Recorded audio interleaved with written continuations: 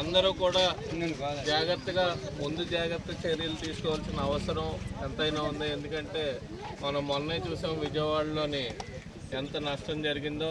ఆ నష్టం మళ్ళీ జరగకుండా ఇక్కడ ఉండాలి అంటే ముందు జాగ్రత్త చర్యలు అందరూ కూడా తీసుకోవాల్సిన అవసరం ఉంది. ఎందుకంటే ఏలేరు ప్రాజెక్టుకి ఇన్ఫ్లో చాలా ఎక్కువగా ఉంది.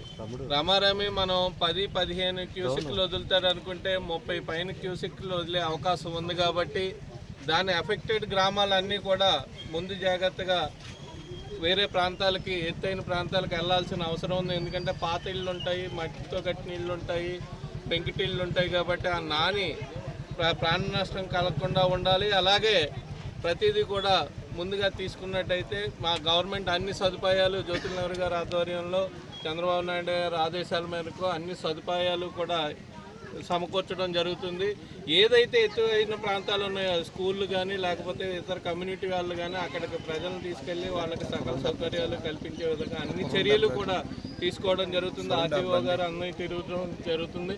అలాగే కలెక్టర్ గారు కూడా రావడం జరుగుతుంది. కాబట్టి మనం అందరూ కూడా జాగ్రత్త వహించి మన నాయకులందరూ కూడా వాళ్ళకి మెసేజ్ పాస్ చేసి వాళ్ళని ముందుగా తీసుకెళ్లాల్సిన అవసరం ఉంది. కాబట్టి అందరూ జాగ్రత్తగా ఉండాల్సిందిగా కోరుకుంటూ సెలవు తీసుకున్నాం. Thank you.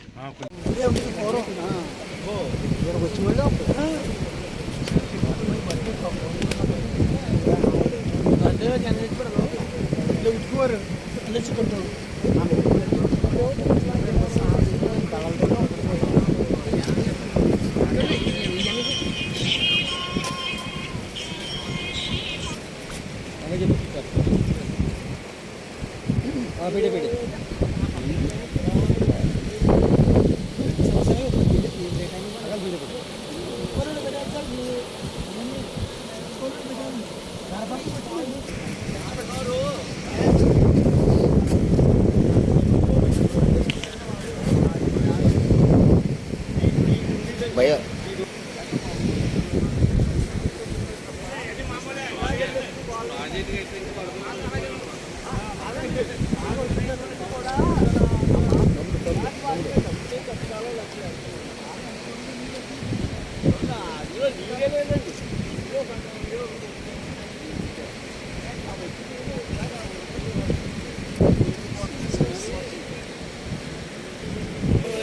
గంటేసి ఎవరో రానేలేదు.